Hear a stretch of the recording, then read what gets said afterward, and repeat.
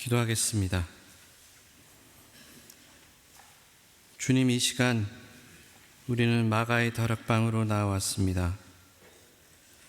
이곳에서 우리는 조용히 주님의 임재를 바랍니다. 주님 말씀으로 이 가운데 임하옵소서. 말씀을 통해 나를 발견하고 내 삶에 간섭하시는 하나님의 은혜를 발견하게 하옵소서.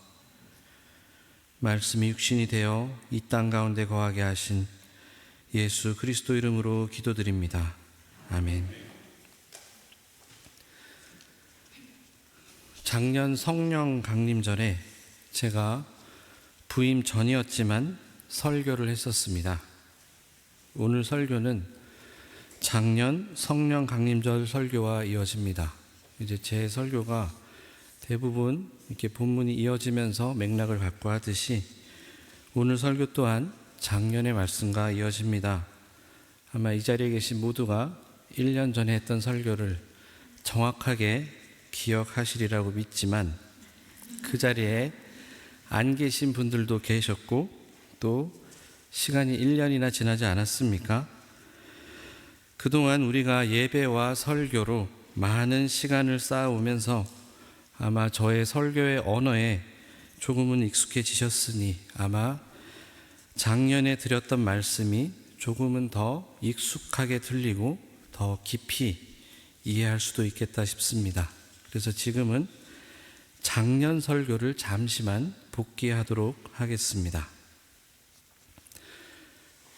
사실 우리가 지금 외국 생활을 하고 있고 대부분 독일어나 영어를 막힘없이 하시니까 아마 모두 언어에 대한 감각이 있으실 것이라고 믿습니다.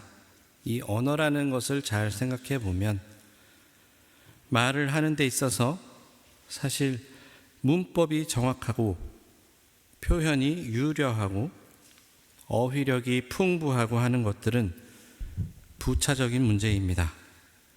가장 먼저 언어를 하는 데 있어서 제일 중요한 것은 내 생각을 내가 전하고자 하는 바를 정확하게 전달하는가 하는 문제입니다. 생각은 눈에 보이지 않습니다. 모양도 없습니다. 우리는 그 생각을 언어라는 수단을 통해서 상대가 보이지 않는 내 생각을 이해할 수 있도록 전달합니다. 즉 언어는 전달을 위한 수단인 것입니다. 우리가 물을 그릇이나 병에 담아서 옮기고 가스를 가스통에 담아 옮기듯이 내 생각을 언어라는 그릇에 담아서 다른 사람에게 옮기는 것입니다. 그래서 상대는 내 언어를 통해서 내가 그에게 전하고자 하는 바를 이해합니다. 이것이 언어의 1차적인 목표입니다.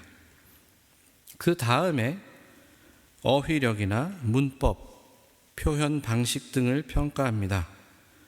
전달하고자 하는 바가 정확하게 전달이 되는데 거기에다가 문법이 정확하고 또 표현도 유려하다면 그 사람은 언어를 참 잘하는 사람입니다. 반대로 문법도 정확하고 참 아름다운 표현을 쓰고 있지만 전하고자 하는 바가 불분명하다면 도대체 무슨 소리를 하는지 모르겠다면 그의 언어는 실패한 언어라고 할 수 있습니다. 언어가 가진 본래의 목적을 이루지 못하고 있기 때문입니다. 이 언어의 기능을 고려했을 때 우리는 한 가지를 더 생각해 볼 수 있습니다. 내가 무엇인가를 말을 한다는 것은 그 말 안에 내가 표현하고자 하는 무엇인가가 들어있다는 말입니다. 그 어느 누구도 세상의 그 어떤 사람도 내 안에 아무것도 없는데 그저 말만 할 수 있는 일은 없습니다. 누군가가 무언가를 말을 하고 있다면 그것이 질문이든 비난이든 칭찬이든 설명이든 분명 무언가 전하고자 하는 것이 있기 때문에 말을 하는 것입니다. 언어가 내 안에 있는 생각을 담는 그릇이라고 했으니 말을 하고 있다는 것은 분명 언어라는 그릇 안에 무언가가 담겨야 할 것이 있다는 말입니다.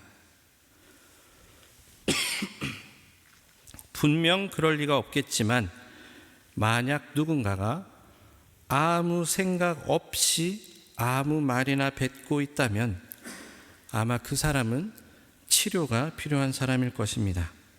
일반적인 사람의 입장에서 내용 없이 말만 뱉는 일은 불가능합니다. 그래서 누군가가 말을 하고 있다는 것은 자기 안에 있는 생각을 말이라는 그릇에 담아서 상대에게 전달하고 있다는 뜻입니다. 이 말을 뒤집어서 생각해 보면 말이라는 것은 그 사람의 생각을 그대로 드러내는 것이 됩니다. 그래서 사람은 자기 수준 이상으로 말을 할 수 없습니다. 마음이 차가운 사람이 따뜻함을 가장할 수 없고 사랑이 없는 사람이 사랑을 말할 수 없듯이 말은 결국은 그 사람의 내면을 고스란히 드러냅니다. 흉내 낼 수는 있어도 그 흉내는 얼마 가지 않아 금세 탄로나고 맙니다. 아무리 흉내를 잘 내도 그의 언어는 금세 그 사람의 수준을 드러냅니다. 예수님의 말씀과 가르침이 당시의 사람들에게 그리고 오늘을 사는 우리에게도 다른 차원의 울림을 주는 이유는 바로 이것과 마찬가지입니다. 예수님의 말씀이 우리와 차원이 다르게 들리는 이유는 그 분의 존재 자체가 이미 우리와 다른 차원의 분이시기 때문입니다. 그래서 예수님 안에는 하나님의 진리와 사랑이 충만합니다. 그렇기 때문에 예수님의 말씀에는 감히 우리가 흉내낼 수 없는 차원의 생각이 들어 있습니다. 우리는 작년 성령 강림절 설교에서 오순절 성령 강림 사건을 바로 이 언어의 관점에서 바라보았습니다. 사도들은 사실 아람어라는 한계를 가진 사람들이었습니다. 그들의 복음은 언어의 한계로 인해서 유대라는 나라의 그 경계를 넘지 못했습니다. 그런데 사도들에게 성령이 임하자 그들은 방언으로 말하기 시작했고 세계 각지에서 온 사람들이 자기의 언어로 하나님의 큰 일들을 듣게 되었습니다. 이것은 단순히 신비한 언어 현상이 아니었습니다. 하나님의 복음이 사도들의 한계와 경계를 넘어서기 시작한 사건이었습니다. 유대인의 하나님이 온 세상의 하나님으로 선포되기 시작한 사건이었습니다. 그래서 결국 방언의 핵심은 이상한 언어를 말하는 능력이 아니었습니다. 내가 가진 한계를 넘어서는 일이었습니다.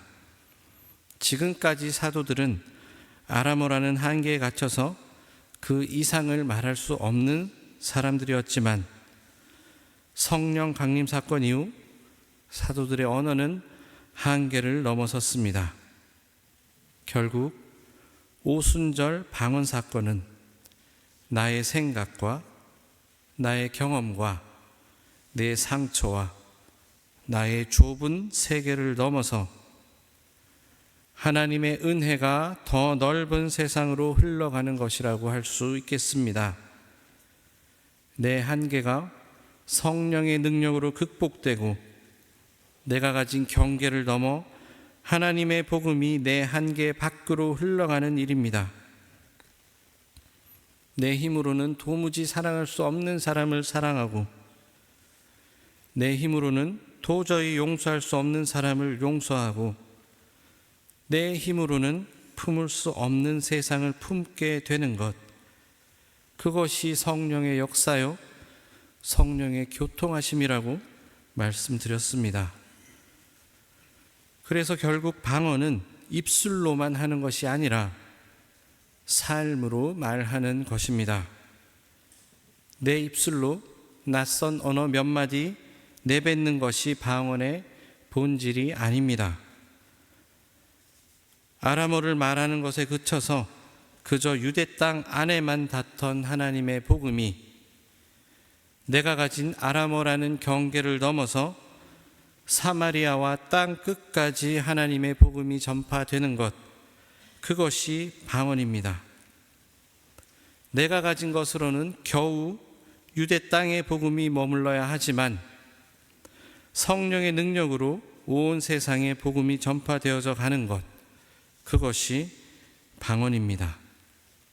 내가 생각하는 복음은 교회 안이 한계인 것 같고 기껏해야 내 가정 정도가 전부인 것 같은데, 내가 사는 모든 하루하루, 그 모든 순간이 하나님의 복음으로 가득 차는 일, 도무지 하나님께서 나를 사랑하시지 않을 것 같은 순간까지도 하나님의 사랑으로 살아내는 일, 교회 안에서의 나뿐만 아니라 교회 밖에서도 내 삶 전체가 하나님의 사랑과 은혜를 드러내기 시작하는 것, 내 가장 깊은 상처와 어둠에까지 하나님의 빛이 닿는 것, 그래서 마침내 내 존재 전체가 하나님의 사랑을 말하며 살아가는 것, 그것이 진정한 의미의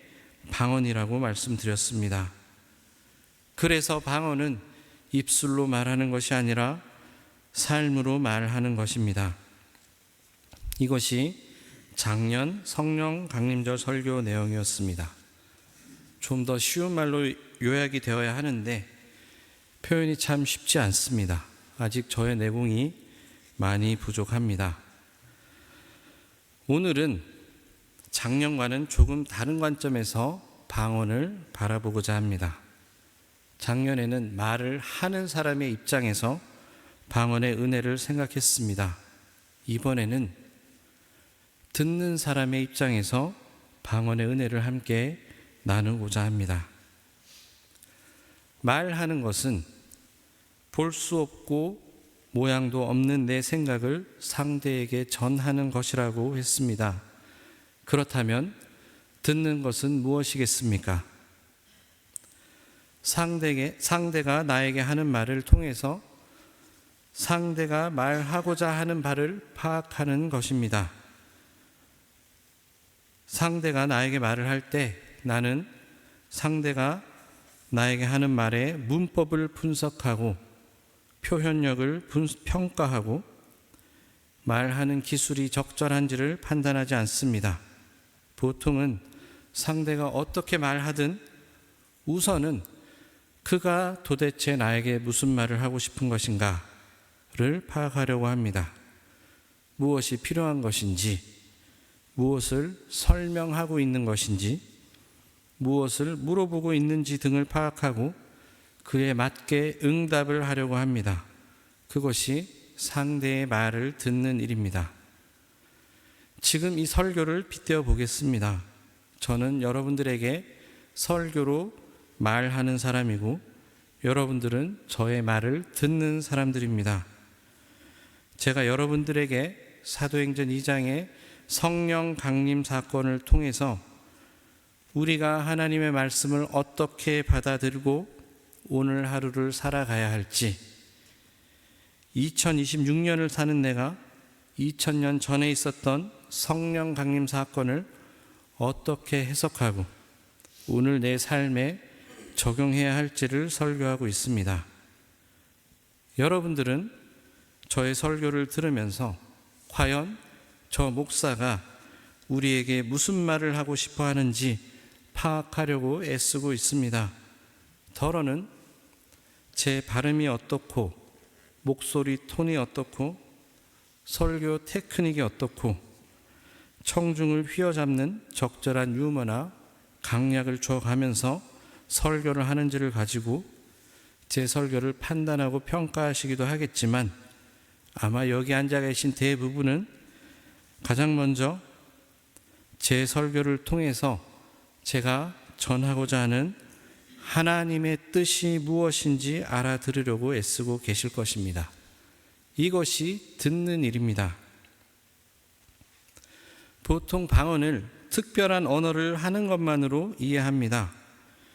그리고 성령님을 통해서 특별한 능력이 부어져서 사도들이 아람어라는 한계를 넘어서 유대 밖의 사람들에게 하나님의 복음을 선포한 일로 이해합니다. 그런데 대화는 말하는 사람만으로 이루어지지 않습니다. 듣는 사람도 분명 필요합니다. 사도들이 성령의 능력으로 유대 밖 사람들에게 하나님의 복음을 선포했다는 것은 바꿔 말하자면 유대 밖 사람들은 성령의 은혜로 유대인들에게 머물렀던 하나님의 복음을 알아들었다는 말이 됩니다. 불과 얼마 전까지만 해도 유대인들조차 무시하고 받아들이지 못했던 예수님이 그리스도라는 사실, 즉 하나님이신 예수님이 이 땅에 오셨고 하나님이신 예수님이 사람들에게 고난을 받으셨고 하나님이신 예수님이 십자가에 매달려 고통스럽게 죽으셨고 마침내 사흘 만에 살아나셨다는 그 사실 말입니다. 예수님의 제자들조차 받아들이기 어려웠던 그 사실을 이제는 유대인들 뿐만 아니라 유대 밖의 사람들, 그것도 아람어를 말하지 않는 전혀 다른 사람들에게 이 복음이 들렸고 그 복음이 그들의 가슴을 뜨겁게 했습니다. 사실 오늘 본문에 나오는 많은 이방 지역들, 바데, 메데, 엘람, 메소포타미아, 유대, 갑바도기아, 본도, 아시아, 부르기아, 밤빌리아, 이집트, 구레네 근처 리비아의 여러 지역, 그리고 로마, 크레타, 아라비아 등의 지역은 그저 이방 지역에 그치는 것이 아닙니다. 사실 오늘 본문에 나오는 이 지역들은 단순히 외국의 여러 나라들 정도로 지날 수 있는 이름들이 아닙니다. 굳이 의사 누가는 사도행전을 통해서 이 나라의 이름들을 하나하나 나열합니다. 왜냐하면 이것은 단순한 설명이 아니라 복음이 방언을 통해서 넘어선 경계가 어떤 의미를 갖고 있는지 보여주기 때문입니다. 우선 바데와 메데와 엘람은 동쪽 끝에 가까운 지역들입니다. 한때는 거대한 제국이 있었던 곳이고 이스라엘 입장에서는 오래전부터 자신들을 위협하던 강대국 문화권이었습니다. 메소포타미아는 인류 문명의 발상지라고 불릴 만큼 오래되고 거대한 문명의 중심지였습니다. 이 지역 사람들의 입장에서 별 볼 것 없는 저 시골 촌뜨기 유대 사람들이 떠드는 이야기를 귀담아 들을 필요가 없었습니다. 자기들의 역사도 길고 문화도 깊고 철학과 종교도 있던 사람들이었습니다. 유대인들보다 문화적으로, 역사적으로, 지식적으로 훨씬 앞서가는 사람들이었습니다. 그런데 그런 사람들이 지금 예루살렘에서 시골 갈릴리 출신 사도들이 전하는 복음을 듣고 있습니다. 갑바도기아와 본도와 아시아, 부르기아와 밤빌리아는 오늘날의 튀르키예 지역입니다. 헬라 문화가 강하게 퍼져 있던 지역들이었습니다. 철학과 사상이 발달했고 이미 수많은 신들과 종교들이 자리 잡고 있던 곳입니다. 인간의 지혜와 학문이 풍성하던 지역들이었습니다. 그런데 학문으로 그 당시에 가장 앞서가던 그 사람들이 지금 목수의 아들로 살다가 십자가에서 죽은 예수를 하나님의 아들이라 증언하는 그 이야기를 듣고 있습니다.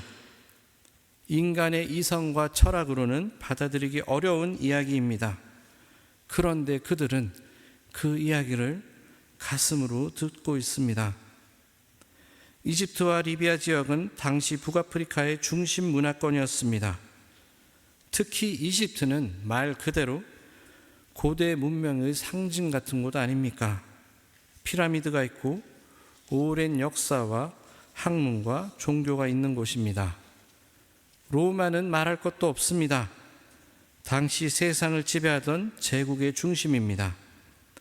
세상의 권력과 질서와 힘이 모여있던 곳입니다. 그런데 세계 질서의 중심에 있던 사람들까지 저 변방의 보잘것없는 갈릴리 사람들의 이야기를 듣고 있습니다. 크레타와 아라비아도 의미심장합니다. 크레타는 오래된 해상 문화와 신화와 세계를 상징하는 곳이고, 아라비아는 유대 세계 밖의 낯설고 먼 세계를 상징합니다. 유대 세계에서는 베일에 쌓인 신비의 나라 같은 곳입니다.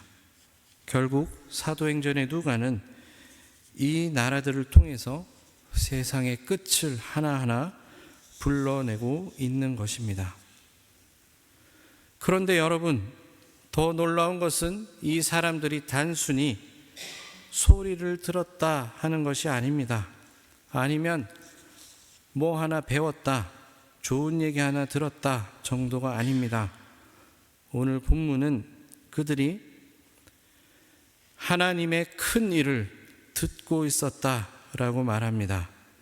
단순히 아람어를 자신들의 언어로 번역되어 알아들은 정도가 아닙니다. 단순한 통역이 아니었습니다. 그들이 들은 그 말들로 그들의 가슴이 움직였습니다. 그들의 입장에서 도무지 이해되지 않을 것 같던 복음이 이해되기 시작했습니다. 절대 받아들일 수 없을 것 같던 예수님의 십자가가 들리기 시작한 것입니다. 사실 예수님의 제자들조차 십자가를 받아들이지 못했습니다. 베드로조차 예수님의 죽음을 막으려 했습니다. 유대인들조차 예수님을 거부했습니다. 그런데 이제 성령이 임하자 유대 밖의 사람들이 오히려 그 복음을 듣기 시작합니다.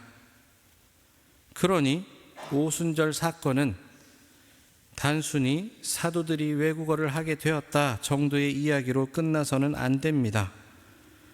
성령의 능력으로 인간의 경계를 넘기 시작한 사건입니다.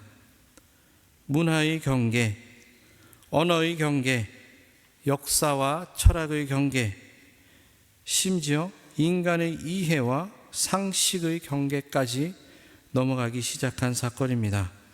그리고 그것은 결국 하나님께서 인간의 귀를 여시는 사건이었습니다. 단순히 사도들이 능력을 받아서 방언을 말하기 시작한 것에서 끝난 것이 아니라 그 잘난 이방인들의 귀가 열려서 예수님의 사건을 복음으로 듣기 시작했다는 말입니다. 이방인들의 입장에서 도무지 이해할 수 없고 설령 알아듣는다 한들 도무지 인정할 수 없는 이야기들을 하나님의 큰 일로 듣기 시작했습니다. 자신들의 세계에서는, 자신들이 가진 기준에서는 도저히 있을 수 없는 일들을 하나님의 사건으로 들었습니다. 오순절 성령 강림은 단순히 제자들이 방언을 말했다는 사실로 이야, 놀라운 기적이구나, 신기하구나 정도로 읽어서는 안 됩니다. 온 세상에 흩어진 갖가지 모양의 이방인들이 모두 예수 그리스도의 십자가 사건을 하나님의 큰 일로 알아듣기 시작한 것을 놓쳐서는 안 됩니다. 이 시간 우리들을 돌아봅시다. 작년 성령 강림절 설교 때 우리는 아람어밖에 말하지 못하던 그런 사도 같은 우리들의 모습을 발견했습니다. 그래서 하나님의 복음이 내가 가진 경계를 넘어 내 세상 밖으로 전파되어져 가는 그런 소망을 함께 붙들었습니다. 이번 성령 강림절에는 이방인 같은 우리들의 모습을 한번 돌아봅시다. 나의 상식과 나의 역사와 나의 자존심과 나의 철학과 나의 삶과 나의 문화와 나의 제국이 너무 높아서 하나님 나라가 도무지 들어올 틈이 없는 내 나라들을 발견합시다. 내 안에 내가 너무나 많아서 하나님이 쉴 곳은 도무지 찾을 수 없는 나의 모습을 발견합시다. 이미 내 안에 세워진 굳건한 나의 나라들로 인해서 정작 하나님 나라가 설 곳 없는 나의 현존을 바라봅시다. 우리도 그 수많은 이방인들처럼 자기 세계가 너무 단단한 사람들 아닙니까? 내 경험이 옳고 내 상식이 옳고 내 판단이 옳고 내가 살아온 삶이 옳다고 붙들고 살아가는 존재들 아닙니까? 그러나 성령의 능력으로 그들의 귀가 열렸습니다. 아니, 정확하게 말하자면 그들의 귀가 열린 것에서 그친 것이 아니라 그들의 마음이 열렸고 그들의 영혼이 열렸습니다. 높은 철학과 학문과 제국과 힘과 깊은 문화가 가로막고 있던 복음의 통로를 성령님이 여셨습니다. 그것이 오순절 성령의 역사로 일어난 기적입니다. 사랑하는 디셀도르프 한인교회 성도님 여러분, 오늘은 성령 강림절입니다. 2000년 전 성령 강림의 말씀에 비추어 나의 것들로 막힌 나의 담을 발견하는 이 시간이 됩시다. 나의 잘난 것들로 정작 그 크신 하나님의 역사를 막고 있는 나의 알량한 자존심들을 발견합시다. 그리고 나의 힘과 나의 노력이 아닌 오직 성령의 능력으로 그 막힌 담들을 허무는 오늘 이 예배의 시간, 말씀의 자리가 되면 좋겠습니다. 그래서 우리는 오늘도 은혜가 필요한 사람들입니다. 성령님께서 이 자리에 임하셔서 우리의 막힌 담을 허무는 역사를 베풀어 주시기를 기도하는 여러분들 되시기를 바랍니다. 내 생각과 능력으로는 도무지 받아들일 수 없던 십자가의 복음을 성령의 은혜로 내 삶을 살리고 내 존재를 살리시는 하나님의 큰 일로 들으시는 복된 성도님들 되시기를 주님의 이름으로 축원합니다. 기도하겠습니다. 주님, 성령의 은혜로 우리의 귀를 열어주시고 굳은 마음을 두드려 주심에 감사드립니다. 내 세상이 너무 커서 하나님의 말씀을 듣지 못했던 우리를 불쌍히 여겨 주시옵소서. 내 생각과 내 기준을 붙들던 우리 안의 굳은 담들을 성령의 능력으로 허물어 주셔서 우리가 오늘 하나님의 큰 일을 마침내 마음으로 듣게 하여 주옵소서. 이제는 입술로만 신앙을 말하는 자가 아니라 삶으로 복음을 살아내는 성도 되게 하시고, 교회 안에서뿐 아니라 우리의 가정과 일상과 삶의 모든 자리에서 하나님의 사랑과 은혜가 드러나게 하옵소서. 오늘도 우리의 귀와 마음과 영혼을 새롭게 여시는 성령님의 역사가 지금 이 자리에 있게 하옵소서. 그리스도이신 예수님 이름으로 기도드립니다. 아멘.